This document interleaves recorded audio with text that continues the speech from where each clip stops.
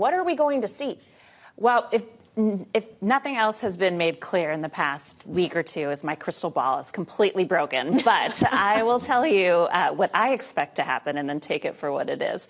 So there was talk earlier today of a potential televised debate on Monday. Then that seems to have been scuttled completely. None of the candidates want to participate. They want to resolve this internally, which is probably the best thing for Republicans, right? Instead of having sort of a grudge match aired on national TV to do this privately. The American people aren't voting for Speaker after all. It's members of the House.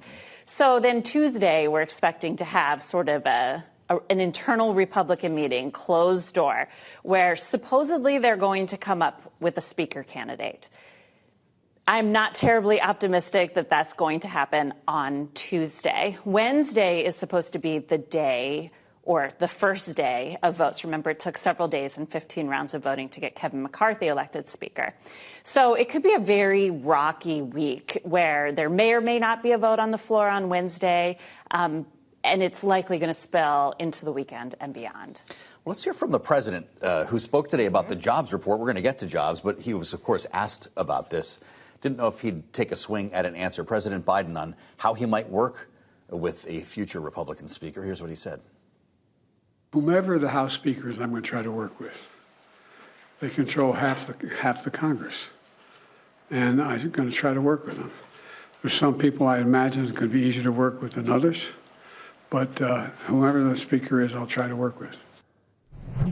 Some easier to work with than others. Jonathan, I'm assuming he sees a Steve Scalise easier to work with, and Jim Jordan, now endorsed by Donald Trump, the opposite. Is that how we're supposed to read that? I think, relatively speaking, yes, Scalise would probably be easier to work with than Jim Jordan, who has been pretty much leading the impeachment push against President Biden and who is one of the closest allies of Trump in the House. But I think whoever emerges from this is going to be more difficult to work with than Kevin McCarthy. If you've watched the Republican conference over the last decade plus, they've only moved in one direction. They've moved more conservative on policy. They've been more aggressive on tactics, more disruptive. Trump's influence is continuing to push in that direction. Either Scalise or Jordan is going to be more conservative than McCarthy, and I think we're looking at kind of more difficult times ahead when it comes to the Republican House, Democratic Senate, and the White House, no matter who wins this race.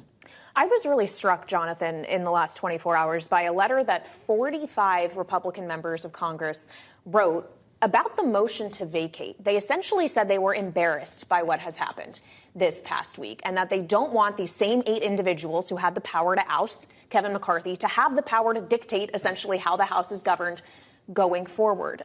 Is the motion to vacate likely to go away? As we're talking about who could be the next speaker, they could be kicked out of the job just as easily, theoretically, if the rules stay as they are. That's right. And there's a lot of momentum, as you mentioned, for changing this. A lot of Republicans don't like the way this happened. They don't like the fact that their own power has basically been stripped for the time being.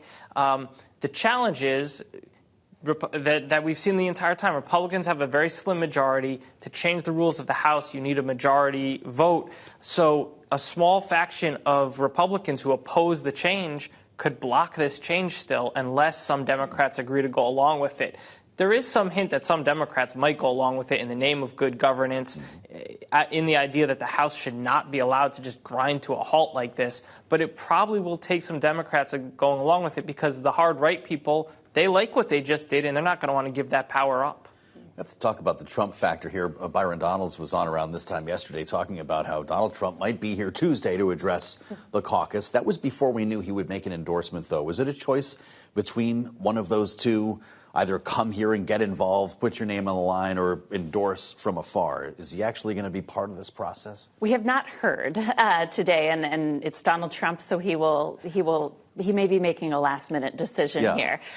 We do know that he has some events at Mar-a-Lago, I believe, on Wednesday, so Tuesday would be the day that he would come to D.C. should he come here. The optics behind this would be remarkable, and his first visit back to Capitol Hill since January 6th, the day he wanted to go up to the Hill. Absolutely, yes. And remember, he never made it to the Hill on January 6th. And so this would be a matter of him coming up and presumably throwing his weight behind Jim Jordan. That could actually backfire, though, for Jordan, because Trump does not play well in a lot of these moderate districts, districts in the Hudson Valley, districts in Southern California, that Biden actually carried in 2020.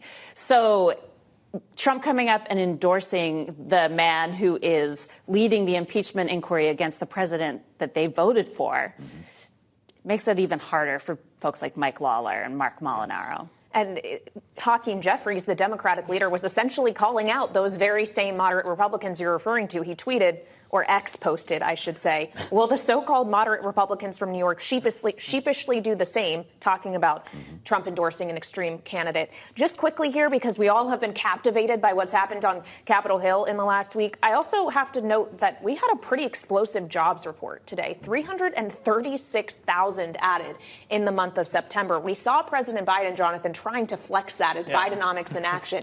He's had a really hard time for getting credit in the good things in the economy. And I just wonder if he's still going to be owning Bidenomics to the same way if it ever turns south. I mean, I think he doesn't have much choice now. He's put so much effort into it. He's put his own name on it. Like, other people didn't impose that Bidenomics term. His own White House staff has been pushing it. So I think he is going to own this economy for better or worse. And you do point out, even though there have been some really good economic numbers for some time now, people still have that memory of inflation, and it's really been hard for the White House to get people to shake that. That's still, I think, the dominant thing people think about when they think of the economy, and it's a major challenge for him going into his reelection bid, as all polling is showing right now.